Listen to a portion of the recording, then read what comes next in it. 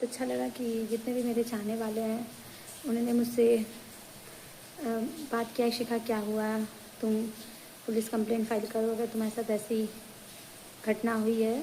तो वही बात है कि वो रिश्तेदार हैं तो इसीलिए कोई सब लोग सोच रहा है कि उनको सुधरने का मौका दो, शायद सुधर जाएं। बट एक और इंसिडेंट बता रही हूँ, ये कुछ दिन पहले की बात है। मेरे माता पिता उनके घर गए थे बात करने के लिए। तो उसका पिता कमलेश्वर तिवारी, उसका छोटा भाई सुमित तिवारी, उसकी माता विद्यावती देवी, इन्होंने मेरे माता पिता को बाहर से ताले में बंद कर दिया। और वो सब गुंडागर्दी पे उतर आए कि देखते हैं तुम लोग कैसे जाते हो यहाँ से, मैं जाने नहीं दूँगा।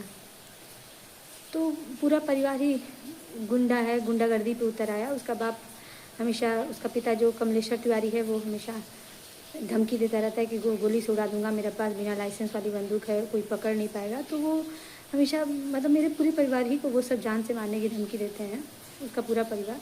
तो भाई बिहार में गुंडागर्दी चरम पे है। पता नहीं बिहार में कानून क्या है, प्रशासन क्या है। मैं तो यूपी में रही हूँ, आज तक मेरे साथ, मैं 25-26 साल की हो गई, मेरे साथ ऐसा कभी नहीं हुआ जो मेरे साथ बिहार में कुछ महीनों में हो गया है।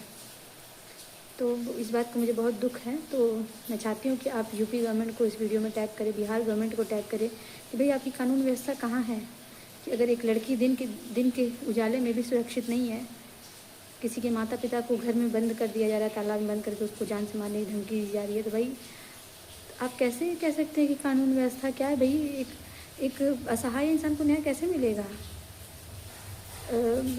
मेरी मंगनी हो चुकी है, तो कल ही उस मंच जो जिस रिश्तेदार ने मेरा पीछा किया था, तो उसने मेरे मंगेतर के नाम से फेक आईडी बना के मेरे पे वीडियोस पे खूब गंदे गंदे कमेंट्स किए।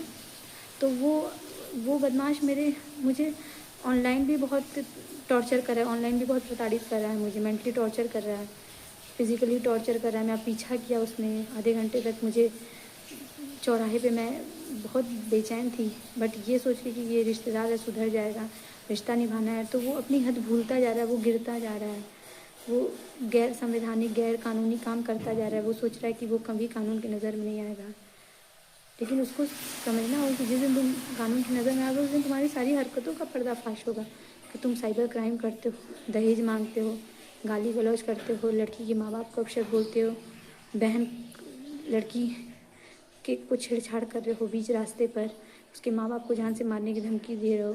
तो भाई तुम, और सब लोग पूछते हैं कि वो लड़का करता क्या है, तो भाई वो रिश्तेदार मास्टर है। सोचो मास्टर हो कि अगर वो इस हद तक कर सकता है, तो सोच सकते हो बिहार में बच्चों का भविष्य क्या होगा।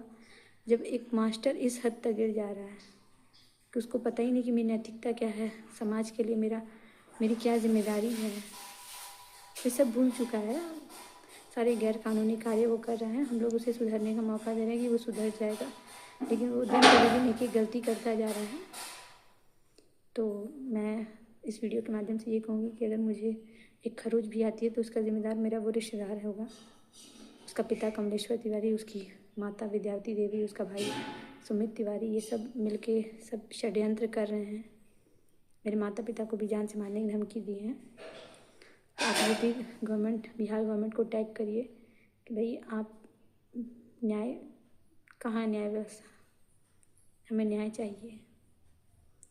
और ये इस वीडियो का बनाने का मकसद ये है कि भाई अब तुम रुक जाओ, इतना मत आगे बढ़ो कि सब कुछ बर्बाद हो जाए तुम्हारा। तुम बुढ़ापे में अपने माँ बाप को कहीं नज़र मिलाने के लायक नहीं छोड़े हो।